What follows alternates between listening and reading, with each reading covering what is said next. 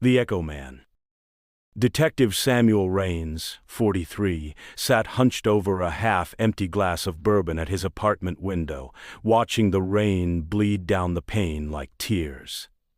The same apartment he'd lived in for 12 years, modest, cluttered, dim. But now it felt foreign, unfamiliar, like something had followed him home. He had solved the murder of Clara Dennings, a 29-year-old schoolteacher from upstate New York, 2 weeks ago, found strangled in her own living room in the quiet town of Woodhurst Hollow, a town no one had ever heard of unless you'd driven through it trying to get lost. He had closed the file, turned in his badge, but something about that case, something about the house. The house had whispers, not creaks, not groans, whispers. Raines, a seasoned investigator with the NYPD for 19 years, had seen the worst humanity had to offer: domestic horrors, drug-fueled slaughters, mafia cleanups. But that case, it changed the rules. Clara's body had been positioned, not just left.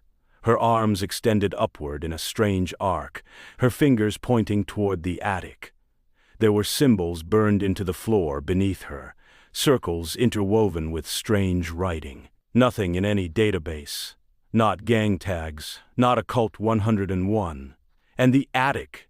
There was no attic. The house was located at 143 Elkhorn Drive, a slanted 2-story colonial from the 1920s, flanked by old gnarled trees. There was something off about it the moment Raines arrived. The kind of quiet that didn't feel peaceful. It felt staged. The neighbor, Walter Griggs, a retired mechanic, 67, was the first to report the smell.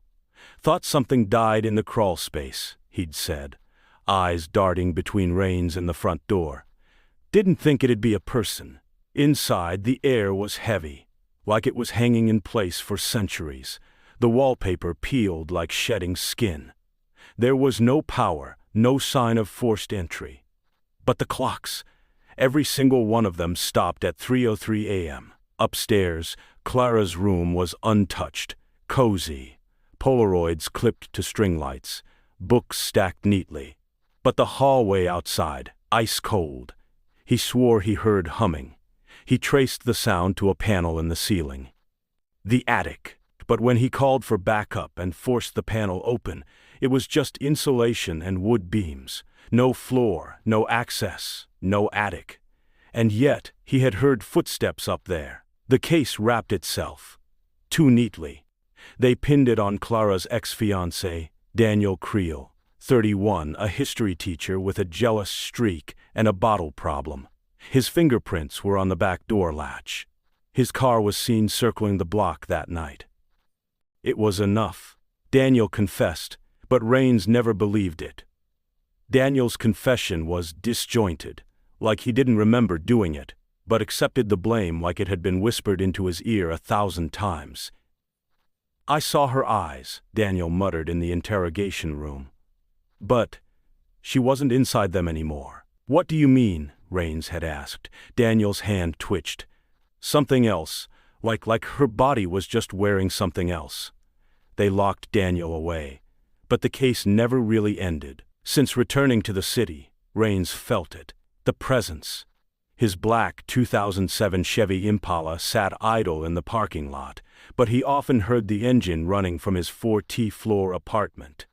In mirrors, he didn't always see himself. Once, brushing his teeth, he swore his reflection blinked, but he hadn't.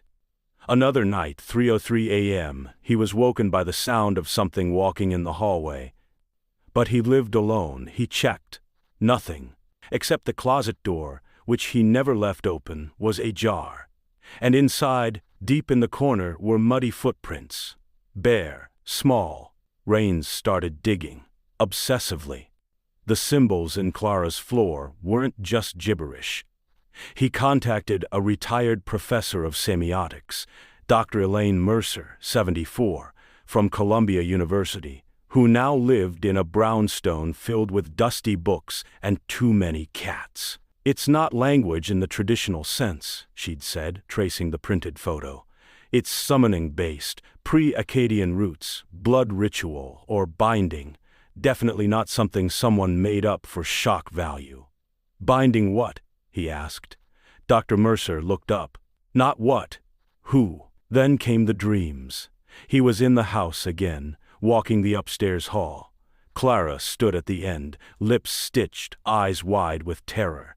Behind her was something tall, its limbs too thin, its face blank. It raised a finger, pointed at Rains.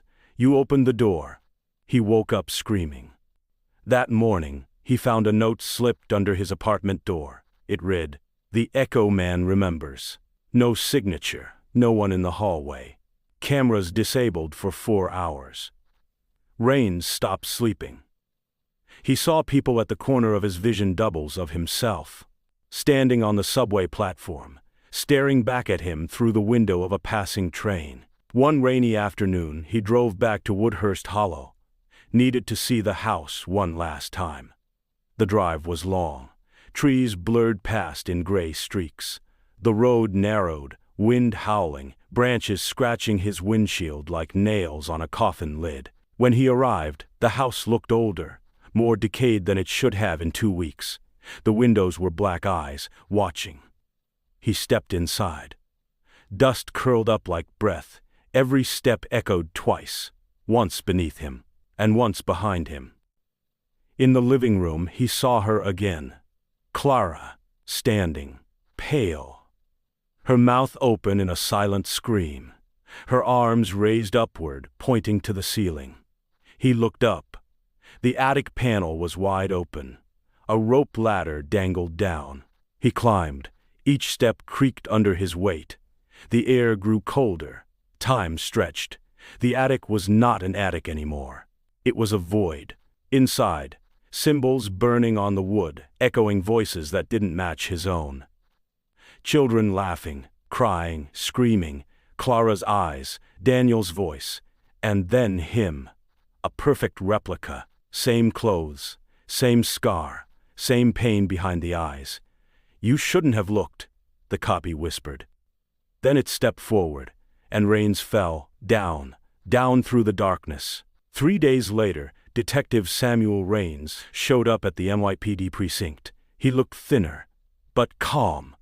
They said he was taking his badge back, said he felt like himself again.